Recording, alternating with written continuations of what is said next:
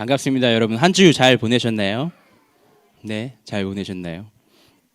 오늘도 현장에서 그리고 이렇게 온라인으로 함께 예배하시는 모든 분들을 주님의 이름으로 축복하고 환영합니다.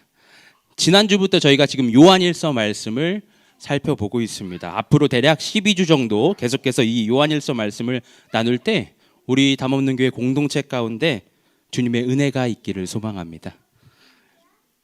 지난주에도 목사님께서 말씀해 주셨지만 목회팀이요, 이 요한일서 말씀의 제목을 빛과 사랑 안에 서라라고 정했는데요.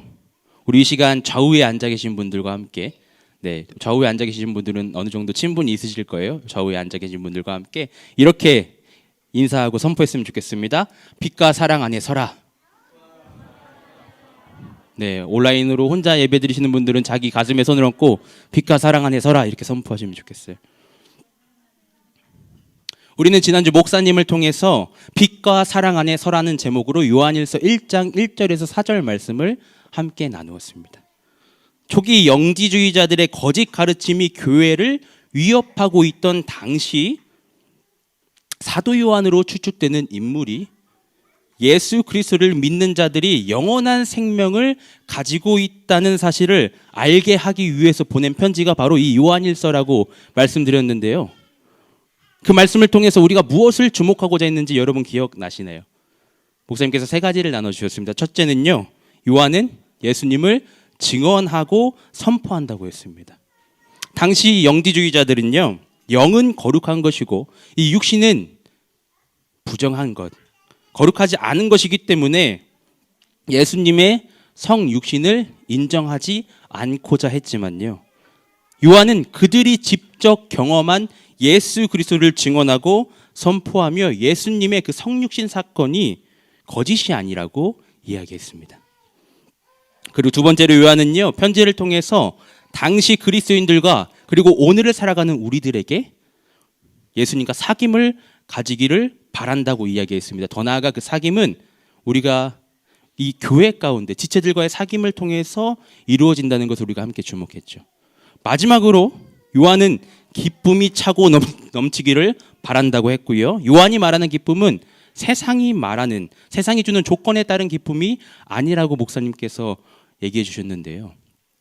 여러분, 한 주도 빛과 사랑 안에 서셨습니까? 여러분, 한 주도 빛과 사랑으로 서셨습니까? 이어지는 오늘 말씀, 이 본문 말씀은요, 이 요한이 하나님은 빛이시다라고 선포하고 있습니다. 하나님은 뭐라고요, 여러분? 빛이시다. 오늘 제목이기도 하죠. 그렇다면 요한은 왜 하나님을 빛이라고 오늘 요한일서 말씀에서 선포하고 있을까요? 여러분, 혹시 빛을 생각하시면 어떠한 이미지가 떠오르시나요? 생각나는 이미지. 어차피 방송에는 안 들려요. 여러분, 크게 말씀하셔도 돼요. 어떤 이미지가 떠오르시나요? 별빛봄. 빛을 생각하면 우리 별빛봄이 떠오르는구나. 또 빛하면 어떤 이미지가 떠오르시나요? 밝고 환하고 따뜻한 이미지. 감사합니다.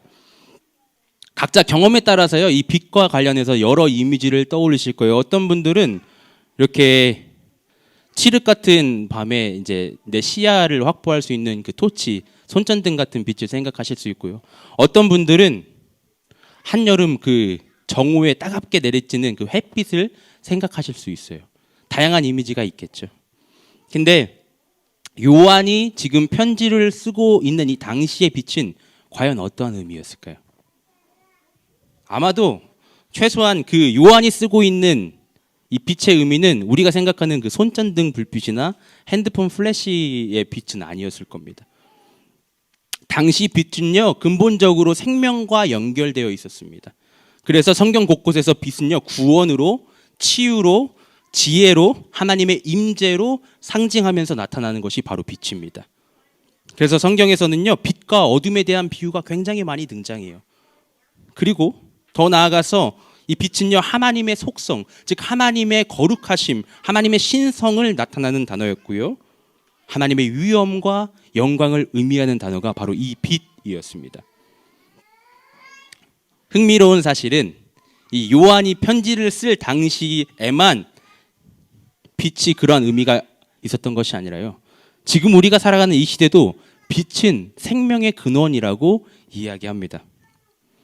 여러분 혹시 그 UN 아시죠? UN이 7년 전 2015년을 세계 빛의 해라고 정했던 거 기억나시나요? 저는 몰랐어요. 저는 몰랐는데 한 뉴스를 보다가 알게 됐습니다. UN은요, 당시 빛을 기반으로 하는 과학기술이 인류에게 얼마나 중요한지 그 인식을 국제적으로 알리기 위해서 이 행사를 진행했는데요. 사진 여기 앞에 보시면 International Year of Light라고 써 있고 2015 써 있잖아요. 이게 그때 세계 빛의 해 로고였어요. 근데 그 가운데 보면 뭐가 있죠? 태양처럼 보여지는 그림이 있어요. 그렇죠? 그리고 유엔은 이 태양 그림을 중심에 놓고 빛은 모든 생명의 근원이다라고 설명했다고 합니다. 왜냐하면 빛은요, 인류의 삶에서 그리고 지구상의 모든 생명체와 떼어낼 수 없는 그러한 밀접한 관계가 있기 때문입니다. 빛은 지구의 다양한 자원을 순환시켜서 생명이 살아갈 수 있게끔 만들어준다고 해요. 그래서 지구에 빛이 없다면요, 마치 휴대폰에 배터리가 없는 것과 같다고 설명합니다. 또한 빛은 생명의 근원이 되는 에너지일 뿐만 아니라 우리에게 다른 사물을 볼 수 있게 만들어주는 역할을 합니다. 과학자들은요, 사물에 반사된 빛이 그 인간의 시신경을 자극하고 그 신호로 말미암아 우리 뇌에서 인식하기 때문에 우리가 사물을 보는 것이다라고 그렇게 설명하는데요. 맞습니다. 빛이 없다면 우리는 다른 사물을 인지할 수 없을 것입니다. 빛은 생명의 근원이고 우리가 무언가를 볼 수 있게끔 해주는 것입니다. 따라서 오늘 말씀에서 요한이 하나님이 빛이시다라고 선포하는 것은 우리가 두 가지로 생각해 보면 좋을 것 같아요. 첫 번째는 뭐냐면 빛은 생명이다이고, 둘째는 빛은 거룩이다입니다. 선포되는 말씀을 통해서 우리 모든 공동체가 이 빛 가운데 설 수 있기를 주님의 이름으로 축복합니다. 첫째, 빛은 생명이다입니다, 여러분. 현대를 살아가고 있는 우리들에게요, 실질적으로 빛은 생명과 밀접하게 느껴지지 않는 경우가 더 많습니다. 그렇죠? 오히려 우리에게는 빛은 그냥 이용하는 것이 너무 익숙하고 당연하게만 느껴지는 것이 바로 빛일 수 있습니다. 하지만 요한이 편지를 쓰고 있던 당시의 수신자들에게 빛은요, 지금 우리보다 훨씬 가까이 생명과 관계가 있었습니다. 농사를 짓는 그들에게 햇빛이 없었다면 어떻게 됐을까요? 그들이 먹고 살 수 없었겠죠. 그리고 어두운 밤을 밝히는 등불이 없었다면 그들은 수많은 위험에 노출되었을 것입니다. 그렇기 때문에 요한이 하나님은 빛이시다라고 이야기할 때 당시 그 이야기를 듣고 있었던 사람들, 그 당시 그리스도인들은요, 이 사실을 통해서 빛과 생명을 연결시켜서 생각해 볼 수 있었을 것입니다. 하지만 당시 그리스도인들과 현대를 살아가는 우리 모두가 이 빛과 생명을 연결시켜서 생각할 수 있는 이유는요, 예수님께서 스스로를 생명의 빛이라고 설명하고 계시기 때문입니다. 오늘 본문 5절 말씀을 다시 볼 건데요, 본문 5절 말씀에서 요한이 이렇게 이야기합니다. 우리가 그리스도에게 들어서 여러분에게 전하는 소식은 이것이니 곧 하나님은 빛이시요 하나님 안에는 어둠이 전혀 없다는 것입니다. 하나님은 빛이시오라고 선포하는 이 요한은 그 생각이 자신이 내린 하나님에 대한 정의가 아니라 그리스도에게 들어서 전하는 소식이라고 지금 설명하고 있습니다. 맞습니다. 요한복음 8장 12절을 보면요, 예수님께서 자신을 이렇게 선포하고 계십니다. 요한복음 8장 12절 말씀에 예수님께서 이렇게 말씀하셨죠. 나는 세상의 빛이다. 나를 따르는 사람은 어둠 속에 다니지 아니하고 생명의 빛을 얻을 것이다. 저희가 에고에이미 시리즈 설교할 때 이 말씀을 제가 설교했었는데요. 초막절 때 일주일 내내 아주 커다란 등불을 밝혀놓고 성전 안을 환하게 밝히면서 광야 생활을 할 때 하나님께서 그들을 인도하시면서 구름 기둥과 불 기둥으로 그들을 인도하셨던 것을 기억하는 그 축제가 바로 이 등불을 밝히는 축제였어요. 그 유대인들에게 예수님께서 이렇게 선포하셨어요. 나는 세상의 빛이다. 근데 예수님께서 하는 선포는요, 내가 그냥 세상의 수많은 빛들 중에 하나다라고 얘기하시는 것이 아니라 예수님께서 그 빛의 근원, 생명의 빛이라고 말씀하셨다는 것입니다.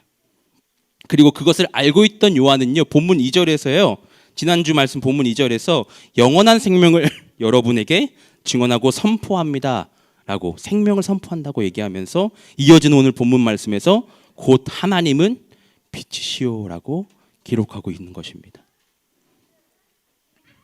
만약 많은 학자들의 추측처럼 이 요한복음의 저자와 요한일서의 저자가 동일하다고 생각하면 본문 말씀은 요한복음에서 빛의 신학이라고 이야기하는, 요한이 제시하는 그 빛의 신학이 지금 요한일서에서 다시금 반복된다고 우리가 이해할 수 있고요. 이것은 생명이 아니라 어둠에 거하는 자들에게 어떻게 우리가 이 영원한 생명을 얻을 수 있는지를 주목하도록 하는 것입니다. 따라서 하나님은 빛이시오라는 이 요한의 선포는요, 오직 하나님께서만 우리의 생명의 근원이 되시며 빛이신 하나님 안에 살아가며 하나님과의 사귐, 그 교제 가운데 있어야 우리가 생명을 얻을 수 있다는 것을 강조하는 표현입니다. 그렇기 때문에 본문 7절 말씀에서 요한은요, 이렇게 이야기합니다. 그러나 하나님께서 빛 가운데 계신 것과 같이 우리가 빛 가운데 살아가면 우리는 서로 사귐을 가지게 되고 하나님 아들 예수의 피가 우리를 모든 죄에서 깨끗게 해주십니다. 그렇습니다. 빛이신 하나님 안에서 살아갈 때 우리는 예수 그리스도의 보혈의 은혜를 매 순간 경험하게 되고요. 또한 예수 그리스도의 보혈이 우리의 모든 죄를 정결하게 하셨기 때문에 우리는 빛 가운데 그 하나님 안에서 살아갈 수 있는 존재가 된 것입니다. 이것은 우리에게 주어진 진리이고 또 하나님의 크신 은혜입니다. 요한은요, 요한복음 서두인 요한복음 1장 4절 말씀에서 이렇게 이야기했죠. 그 안에 생명이 있었으니 이 생명은 사람들의 빛이라. 분명하게 빛과 생명에 관하여서 선포하며 요한복음을 기록했습니다. 그렇다면 요한을 통해 선포되는 이 말씀 가운데 당시 사람들 말고 오늘을 살아가고 있는 저와 여러분이 주목해야 되는 것은 과연 무엇일까요? 당시 사람들은 빛이 이 생명과 밀접한 연관을 맺었잖아요. 우리는 그러한 밀접한 연관을 안 맺는 사회 가운데 살아가고 있는데 우리는 이 말씀을 도대체 어떻게 적용해 볼 수 있을까요? 우리가 기억해야 되는 것은요, 모든 그리스도인들은 빛 가운데 서야 한다는 것입니다. 다시 말해서 영원한 생명을 누리며 살아가야 되는 존재가 바로 그리스도인임을 기억하고 그 삶을 살아내야 한다는 것이죠. 빛 가운데 선다는 것은요, 하나님과의 사귐을 의미합니다. 늘 하나님과 동행하며 하나님과 함께 살아가는 것이 바로 빛 가운데 서는 것입니다. 하나님 안에서 영원한 것을 기억하며 하나님 안에서 약속된 것을 붙잡고 예수 그리스도의 보혈을 힘입어 주어진 매일을 살아내는 것이 바로 빛 가운데 선다는 것입니다. 제가 이것을 예화로 어떻게 설명할 수 있을까 막 고민을 했는데 쉽지 않았어요. 적절한 예화가 아닐 수 있는데 제가 한번 생각해 봤는데 여러분 한번 들어보세요. 어떤 한 물고기가요, 강을 막 헤엄치고 다녔습니다. 매일같이 그 강을 헤엄치다 보니까요, 똑같은 환경이잖아요. 반복되는 상황을 마주했어요. 그러다가 하루는 헤엄을 치다가요, 수면 위로 점프를 크게 했어요.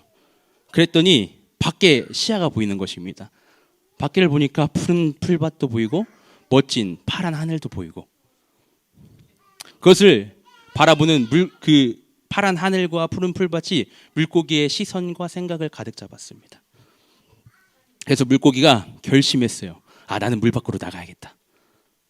그리고 물 밖으로 나가기 위해서 힘찬 점프를 도약했습니다. 그리고 성공했습니다. 이 물고기가 벅찬 성공의 기쁨을 누리면서 푸른 풀밭에 누워서 하늘을 보고 있는데요, 점점 호흡이 되지 않는 것입니다. 그리고 아가미에 남아있던 그 물들이 다 마르고 이 물고기는 결국 죽게 되었습니다. 그렇습니다. 물고기는요, 자신이 물속에서 살아가야 하는 존재임을 기억하지 못했기 때문에 이러한 일을 했습니다.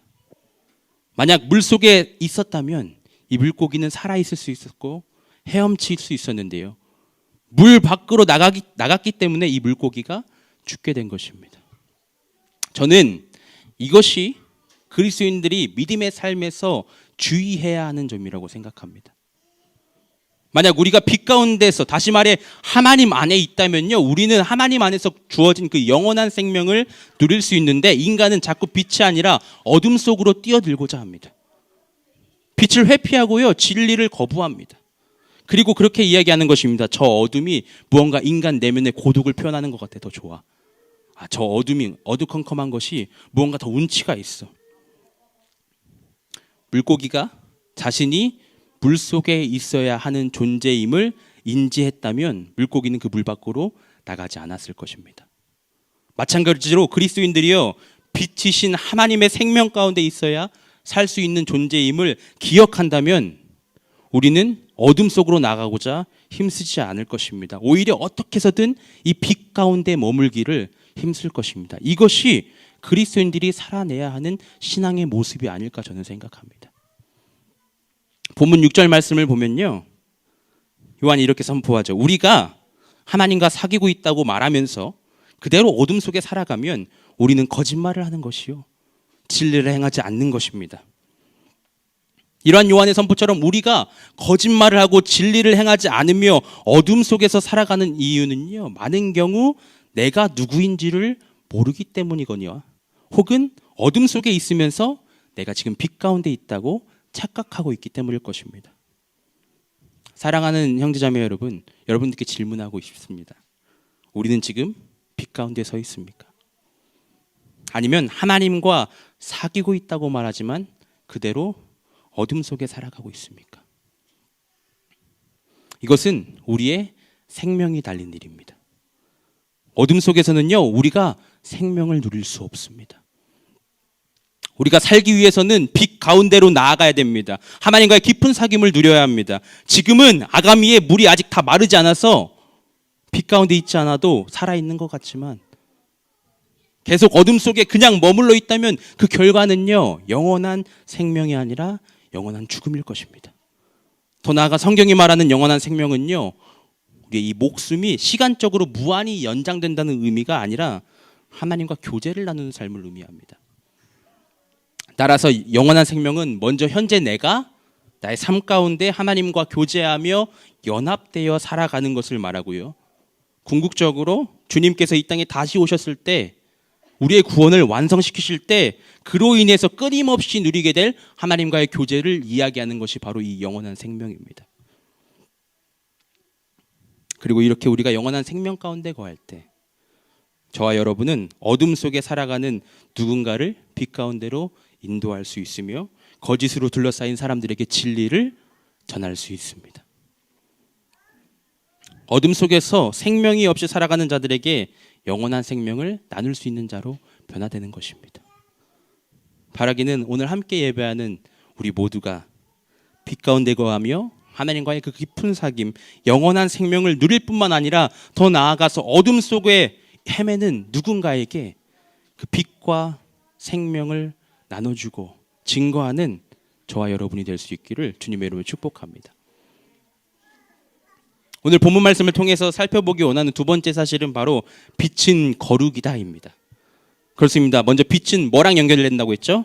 생명과 연결된다고 했습니다. 세상 모든 이들에게 빛은 생명이고요, 그 빛 안에 거하는 자들은 이 영원한 생명을 누릴 수 있습니다. 또한 빛은 우리가 무언가를 볼 수 있게 해준다고 했습니다. 빛 안에서는요, 어둠 속에서 감춰져 있던 모든 것이 드러나게 됩니다. 아마 부모님들께서는 공감하실 수 있는데 아이가 잠든 캄캄한 방에 들어갔을 때 핸드폰 플래시만 켜도 엄청 밝아서 혹시 아이가 깨지 않을까 이렇게 생각될 때가 있는데요, 이러한 작은 불빛이 아니라 생명에 비치고 빛의 근원이신 하나님 안에서는요, 그 어떤 것도 감출 수 없고 그 빛 안에는 전혀 어둠이 없다고 오늘 성경은 선포하고 있습니다. 우리는 빛이 있어야지만 다른 사물들을 볼 수 있습니다. 그렇죠? 또한 빛이 있어야 나 자신도 볼 수 있게 됩니다. 그렇다면 빛은 왜 거룩일까요, 여러분? 여러분, 거룩이 무엇이죠? 거룩. 너무 많이 듣는 이야기인데 거룩. 간혹 우리는요, 이 거룩을요, 단순히 도덕적으로 흠이 없는 것 혹은 무언가 신비롭고 신성한 하나님의 성품으로만 이해하는 경우가 있어요. 그런데 많이 들어보셨겠지만 이 거룩한으로 번역된 히브리어 카도시는요, 본래 잘라내다, 분리되다라는 의미와 구별되다라는 의미가 있는 단어입니다. 오늘 본문 5절에서 요한은 하나님은 빛이시요라고 말하면서 이어서 하나님 안에는 어둠이 전혀 없다는 것입니다 라고 선포하고 있었습니다. 요한이 기록한 것처럼 하나님은요, 어둠과 함께 하실 수 없는 분이십니다. 빛이 있으면 어둠은 사라집니다. 그래서 많은 이들이 어둠은 빛의 부재라고 표현하고요, 어둠은 빛에서 분리된 것이라고 이야기합니다. 거룩은 하나님의 속성이자 동시에 하나님 안에서 거하는 자들이 살아가게 되고 살아내야 되는 모습입니다. 레위기 19장 2절 말씀에 보면요, 하나님께서 애굽을 나온 백성들에게, 이스라엘 백성들에게 이렇게 말씀하셨습니다. 너희 하나님인 나 주가 거룩하니 너희도 거룩해야 한다. 이것은요, 구약에서 애굽을 탈출한 그 이스라엘 백성들에게만 해당되는 말씀이 아니었어요. 그렇기 때문에 베드로전서 1장 16절에도 레위기 말씀을 인용해서 내가 거룩하니 너희도 거룩하여라 하고 이야기하고 있습니다. 따라서 이 거룩은요, 빛을 모르고 어둠 속에 살아가는 자들에게 빛으로 나아오라는 그 하나님의 마음, 하나님의 초청이자 빛으로 나온 자들이 빛 안에 거함으로 말미암아 그제서야 자신과 이 세상을 명확하게 바라보고 하나님의 기뻐하시는 뜻에 따라서 살아갈 수 있게 된 것을 의미하는 단어가 바로 거룩입니다. 여러분 혹시 어두운 밤거리를 밤에 길을 걸어보신 적 있나요? 캄캄한 밤에 저 멀리 이제 가로등이 한두 개 정도 있어서 빛이 거의 비추지 않는 그 오솔길을 걷다가 갑자기 넘어져서 바지에 흙이 묻었다고 한번 생각해 봅시다. 캄캄한 안 보이는 이렇게 밝은 곳이 아니라 정말 안 보이는 곳에 내가 오솔길을 걷다가 넘어졌는데 흙이 묻었어요. 분명 넘어진 자리에서 일어나서 열심히 바지에 흙을 털고 혹시 누가 내가 넘어진 걸 봤나 이렇게 주위도 좀 살펴보고 다친 곳 없나, 흙은 다 털었나 생각하면서 집에 돌아왔습니다. 그런데 그 어두운 오솔길에서 내가 내 상태를 정확히 파악할 수 있었을까요? 아마 아닐 확률이 높습니다. 파악했을 수도 있지만 아마 아닐 확률이 높습니다. 오히려 집에 도착해서 환하게 불을 딱 켜고 집 앞에 있는 전신 거울을 통해서 내 모습을 봤을 때 그제서야 내가 지금 어떠한 상태인가를 깨달을 수 있었을 것입니다. 아까 분명 흙 다 털고 왔는데 아직도 무릎에 흙이 잔뜩 묻어 있고요. 길에서 넘어졌을 때는 몰랐는데 집에 오니까, 집에서 불을 켜고 보니까 팔꿈치도 조금 까져서 피도 나고 있고 그 나의 모습이 이제서야 빛 아래서 보이기 시작하는 것입니다. 그래서 바지에 묻은 그 흙을 다시 한번 털고 세탁기에 돌리고 피가 나고 있는 곳에 연고를 바르고 밴드를 붙이는 것, 이것이 저는 거룩의 모습이라고 생각합니다.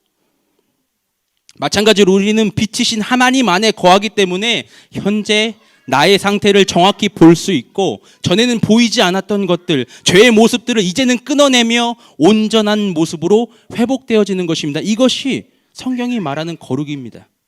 여러분 혹시 누군가에게 복음을 전해본 경험이 있으신가요? 저희 새가족반 첫 주차 주제가 항상 복음인데요. 우리가 복음을 전할 때 죄와 구원에 대해서 이야기하지 않을 수 없습니다. 그런데 많은 경우 빛이신 그 하나님을 모르는 자들은요, 누군가 죄의 개념을 이야기하고 죄인에 대해서 이야기한다면 나는 죄를 지어본 적이 없다, 난 떳떳하게 살았다, 나는 죄인이 아니다, 이러한 반응을 하는 경우가 많습니다. 하지만 오늘 함께 읽은 본문 8절과 9절 말씀을 보면요, 이렇게 기록되어 있어요. 우리가 죄가 없다고 말하면 우리는 자기를 속이는 것이요, 진리가 우리 속에 없는 것입니다. 우리가 죄를 자백하면 하나님은 신실하시고 의로우신 분이셔서 우리 죄를 용서하시고 모든 불의에서 우리를 깨끗하게 해주실 것입니다. 우리는 빛 가운데 거할 때 내가 죄인이라는 사실을 깨달을 수 있습니다. 우리가 어둠 속에 머물러 있다면요, 내 자신이 죄인인지 무엇이 죄인지 알지 못하고 살아가게 되지만 빛으로 나와 빛 가운데 설 때 그제서야 내가 지금까지 숨겨왔던 모든 것이 드러나고 내가 죄인이라는 사실을 자백하게 되는 것입니다. 그리고 그 결과 죄와 분리되는 것, 그 죄를 떠나서 구별되는 것, 이것이 거룩입니다. 놀라운 사실은 요한은요, 우리가 빛으로 나와 우리의 죄인됨을 발견하고 나의 죄를 그 하나님께 자백하며 용서를 구할 때 하나님께서 신실하고 의로우신 분이시기 때문에 나의 죄를 용서해 주시고 나를 깨끗하게 해주신다고 말하고 있습니다. 우리는 빛 가운데 거할 때 나의 죄를 깨달을 수 있습니다. 간혹 어둠 속에서도요, 죄가 무엇인지 희미하게 유추할 수 있을지는 모르겠지만요, 빛 가운데 나와야 우리는 명확히 죄가 무엇이고 내가 죄인임을 고백할 수 있게 되는 것입니다. 그리고 빛으로 나온 내가 나의 죄인됨을 보며 하나님께 용서를 구할 때 하나님께서는요, 놀라우신 사랑과 은혜로 우리의 죄를 용서하시고 더 나아가서 우리를 정결케 해주십니다. 그렇게 우리는 거룩하신 하나님을 닮아 거룩한 그분의 자녀로 하나님의 백성으로 살아갈 수 있는 것입니다. 그리고 이것이 바로 빛과 거룩의 연결성입니다. 그렇다면 우리가 이 시간 이 말씀을 통해서 스스로 질문해 봐야 되는 것은, 저와 여러분은 빛 가운데 거하고 있고 나의 모습을 명확하게 보고 있는가 점검해 봐야 됩니다. 나는 내가 거룩하니 너희도 거룩하여라고 말씀하신 하나님의 말씀 가운데 거하며 그 말씀을 붙잡고 살아가고 있는가? 오늘 말씀 가운데 우리 스스로를 점검해 봐야 될 것입니다. 반복해서 말씀드리지만 요한의 편지는요, 당시 영지주의자들의 그 거짓 가르침에 흔들리고 있던 그 그리스도인들에게 먼저 선포되었던 말씀입니다. 당시 영지주의자들은요, 인간의 영만이 거룩하며 이 육신의 세계는 원래 악한 것이라고 주장하는 자들이었습니다. 그래서 그걸로 인해서 극단적인 두 가지 사상을 펼쳤는데요, 하나는 극단적 금욕주의입니다. 그리고 또 다른 하나는 극단적 방종 및 쾌락주의였습니다. 극단적 금욕주의는요, 인간의 육체는 원래 악한 것이니까 육체를 가혹하게 해야 된다. 그래서 참아야 된다. 다 끊어내야 된다. 이것이 극단적 금욕주의였습니다. 반대로 극단적 쾌락주의는요, 이 세상은 원래 악한 것이기 때문에 이 세계의 도덕 체계를 우리가 지키지 않아도 그것은 하나님의 법을 어기는 것이 아니다. 그렇기 때문에 이 세상에서는 내 마음대로 즐기고 쾌락을 추구하며 살아가도 된다. 이것이 극단적 쾌락주의였습니다. 이러한 사상들이 교회를 혼란스럽게 하고 있을 때 요한은 그들에게 하나님께서는 빛이심을 선포하면서 빛 가운데 나아오라고 지금 이야기하는 말씀이 오늘 본문의 말씀입니다. 빛 가운데 살아간다는 것은요, 하나님과의 지속적인 사귐 가운데 그리스도의 반사체가 되어서 어둠 가운데 머물러 있는 자들에게 빛을 반사하는 거룩한 삶을 살아가는 것임을 말하는 것입니다. 그리고 영지주의자들처럼 죄가 없음을, 또한 죄인이 아님을 이야기하는 자들에게 오히려 빛 가운데 나와 우리가 죄인됨을 시인하고 그것을 하나님 앞에 고백하고 하나님께서 용서해 주시는 그 은혜를 붙잡으라고 이야기하는 말씀이 오늘 본문의 말씀입니다. 물론 이 시대는요, 요한이 편지를 쓰고 있는 당시에 영지주의자들이 없습니다. 그렇죠? 찾아볼 수 없어요. 그들이 교회를 혼란스럽게 하고 있지는 않습니다.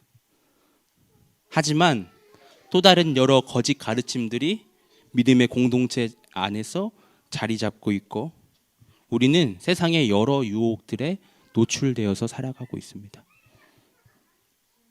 여러분, 포스트 모더니즘 이제는 너무도 익숙한 말이죠.